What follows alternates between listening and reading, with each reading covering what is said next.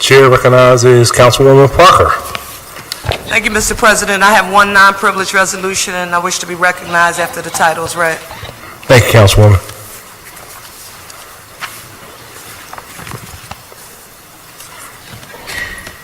A non-privileged resolution acknowledging the administration for publicly declaring their commitment to prioritizing diversity and inclusion for the upcoming Rebuild initiative by setting attainable participation goals for the project, and further recommend organizational strategies and various policy proposals that must be employed in partnership with the building trades unions and City Council that will bolster efforts to attract and retain local Philadelphia-based union workers, as well as increase the number of minority, women, and disabled-owned business enterprises, with the long-term goal of sustainably increasing diversity in the building trades.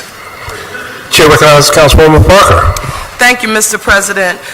Mr. President, for many years, we've had Philadelphia mayors, present and former members of this legislative body, including council members Blackwell, Good, and yourself, Mr. President, and many others, along with various advocates and members of our citizenry who have grappled with the seemingly impossible task of ensuring that there is an equitable sense of diversity and inclusion in the awarding of overall city contracts and in diversifying the building trades, which benefit greatly from doing business in the city of Philadelphia.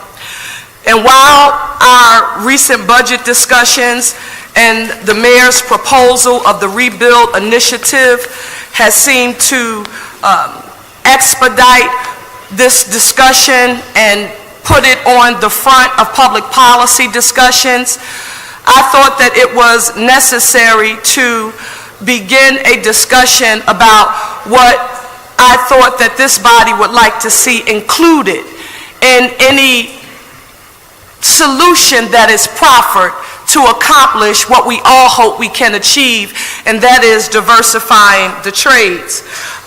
Let me thank you, Mr. President, Council Members Blackwell, Gim, Green, Squilla, and Quinones Sanchez for signing on as co-sponsors of this resolution.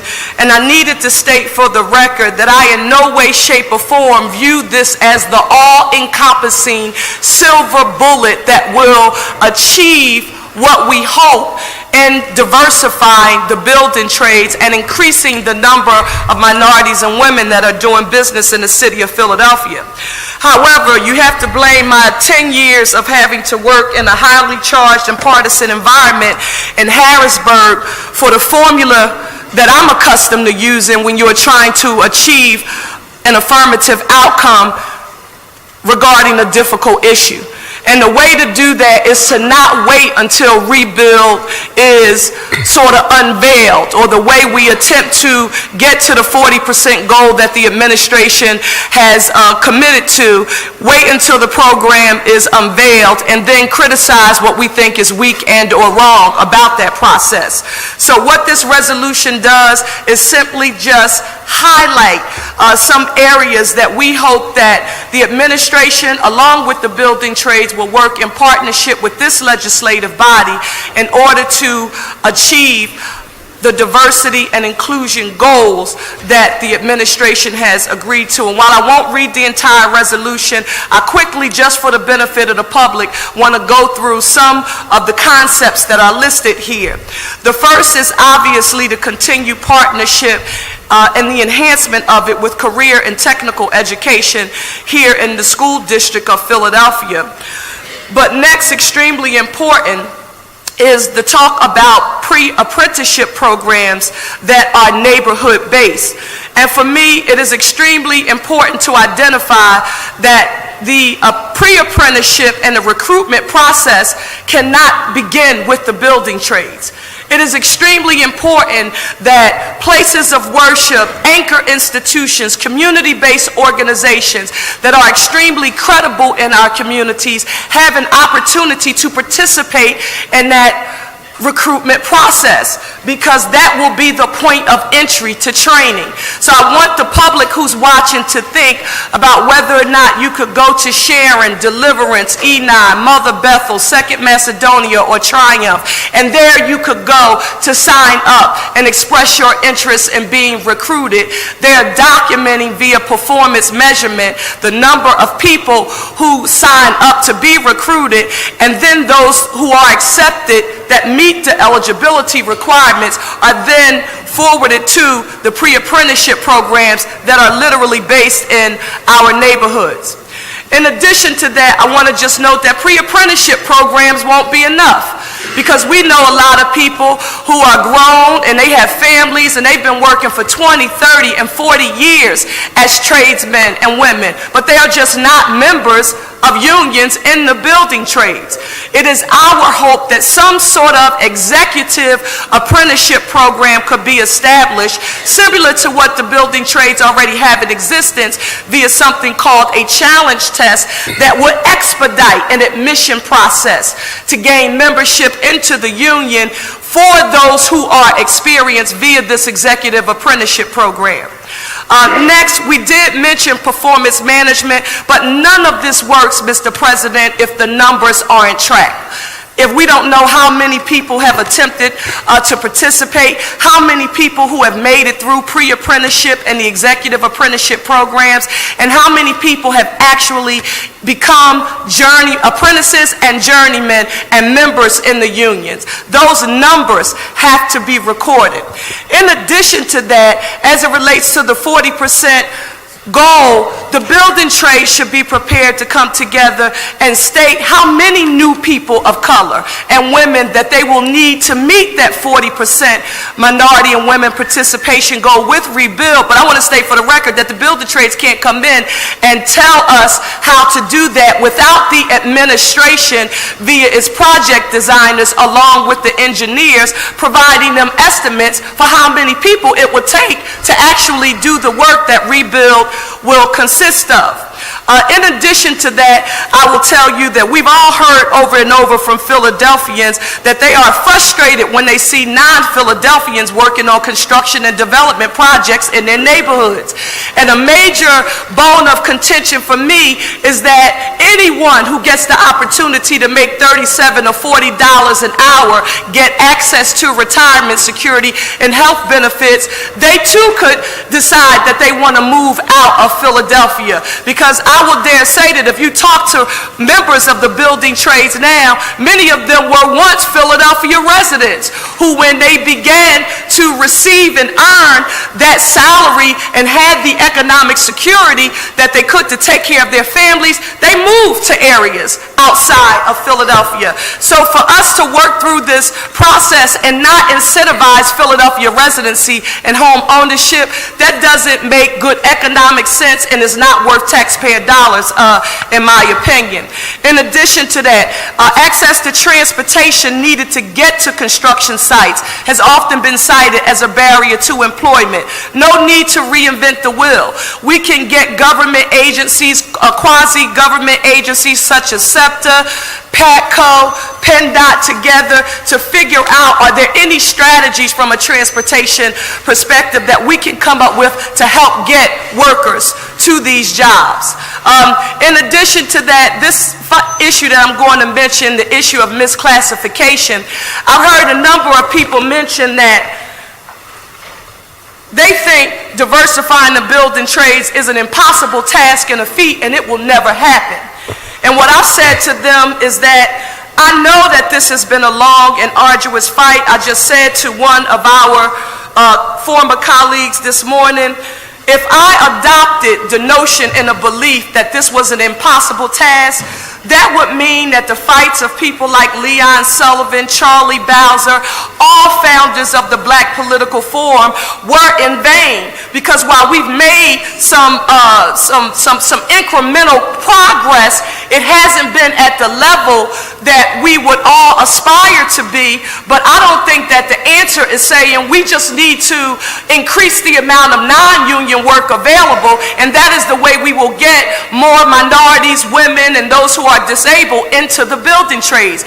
Because if we accept that response, we're saying that the lower wages, not being guaranteed an annual income via the retirement security that we've been working on and talking about in this body, and the benefits to take care of your families are not guaranteed.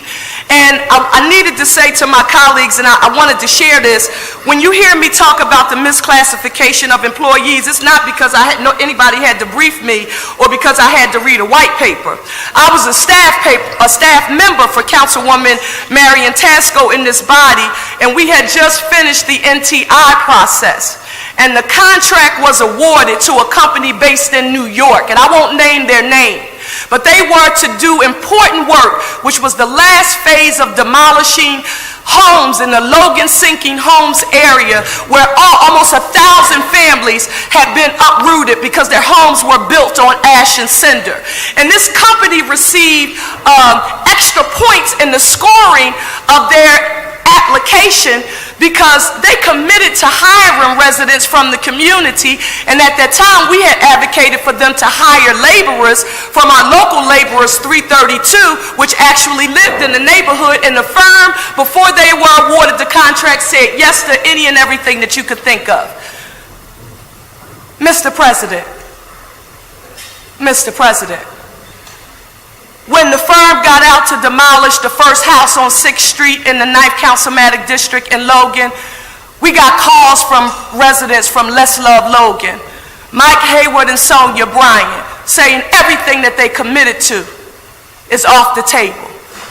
I went out there as a staffer to see what the workforce looked like, and the workforce was from New York, and they didn't speak English. And with that being said, Mr. President, it was my first time on a construction picket line, and Vince was my partner at Local 332. And we recruited members who spoke Spanish fluently and were Latino and Hispanic from the Logan community, and they joined us. And we did what people didn't think we could do. Those native Logan residents who were from the Latino and Hispanic community talked to those workers who were working for this company, and they asked them, are you earning prevailing wage?